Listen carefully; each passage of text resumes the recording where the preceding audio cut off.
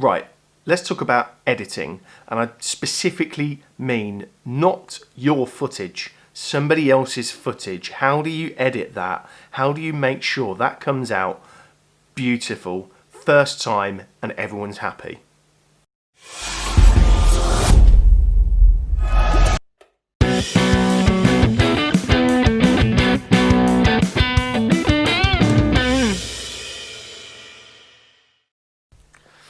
I've been lucky enough to work with a guy called Mark from 360-drone.co.uk. He pumps out some great footage, he's a nice guy, and I've been editing some stuff for him. And I've been doing that for a few months now, so I've learnt a lot. I've learned what you do, what you don't do, and what you, by gosh, you don't do. So let's look at this. Mark took some footage of a church in Earls Barton, All Saints Church, which in places is over 1,000 years old, which is insane, really. Like how something can stand for 1,000 years, is pretty special. And I think I'm really proud of this video. So I'll tell you what, before we talk about it anymore, let's watch it.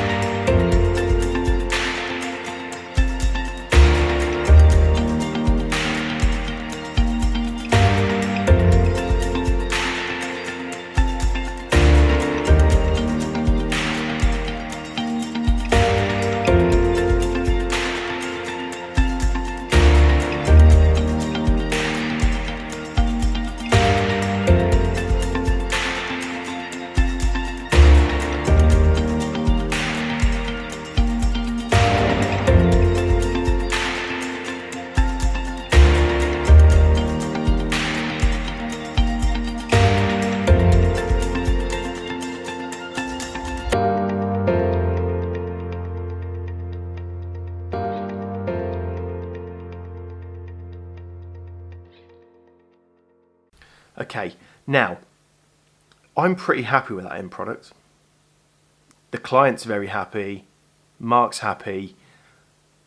What I'm not happy about is how long it took me to get there, because that was not the first end product. Okay? Yeah, hurts to admit it, but that was not the first end product. So, how can I get better? What can I do better next time? Let's go through that. Number one,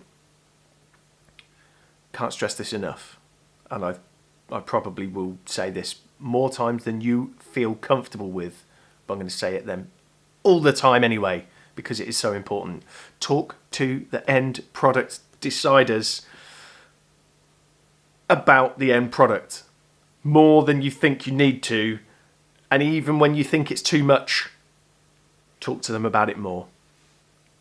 That sounds ridiculous that I wouldn't have done that, but I felt like I knew what they wanted when we spoke about it. It turns out that I hadn't exactly grasped what they were talking about, and I suppose that's broken down in three things. Number one is you need to find out the exact feeling they want to create. Don't just talk about style or anything like that. What is the feeling that you want to create with this video? Number two, what is the music you want in this video? Because you cannot create that feeling without the right music. And even better if you can get the client to choose the music instead of just giving you the feel that they want and then you go and find some music and present it to them to see if it's accurate or not. Actually get them to choose it, because then it comes from their heart. it's their choice. They are involved in that, all that decision making. It's harder for them to not like it if they have given you that piece of music as the basis, the foundation of your edit. And then number two, or number three really, it's the feeling, and then A and B, I suppose, is anything to do with the style of the look. Again, within the things that I did wrong, number one was I didn't get the right music the first time round. Number two, I didn't get the right kind of colour grading. I went with fairly natural, and they wanted a bit more warmth to the feel and the look. So that's what I did wrong in terms of getting the end product idea. I got that wrong. So how can you can never, doesn't matter how good your editing skills are, you may have edited the most amazing piece of footage that is calm and tranquil and just sits and glides, and it's slow motion and it's peaceful and makes you want to sleep, and it's wonderful, which is great for things like ASMR or whatever, but that's not going to make people feel like this is my family home, which is kind of what they wanted. And there you go. Got the wrong idea, you're not going to get the right outcome, are you? So that's number one. Number two is whoever is filming that footage, talk to them about the shots that you need to be able to edit well before they go and film it. Again, I feel like an absolute rookie because in my own things that I edit, I will say, right, I think to get this sort of feeling, I need to do this shot.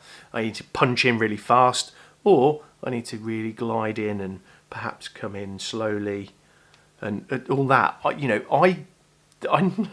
It's stupid. In my own head, I plan that, but Mark can't just read my mind as to what I think I need in terms of a shot to create an emotion. So they're the two biggest things that I did wrong. The third thing that is ideal but not necessary is to be there when it's shot. So again, it comes down to communication, because if you've perfectly communicated all the shots that you need, fine. But sometimes people think they've got that message across, and then when you get to the final product, you go, oh, well, where was that shot? And they're like, well, that was that shot. But just because of your communication styles between each other, you may not have communicated exactly how you wanted something. So we did talk beforehand, but it wasn't enough in terms of either of those two things. And if I'd been there for all of the shots rather than the ones he needed me for spotting outside and a few inside, we'd have got that so much better in the first instance. I'm very happy with the end product, but I'm not happy with how long it took to get there, because if we'd have discussed, take this shot, that shot, this shot, that shot, I wouldn't have had to go through as much footage to get the edits that I wanted.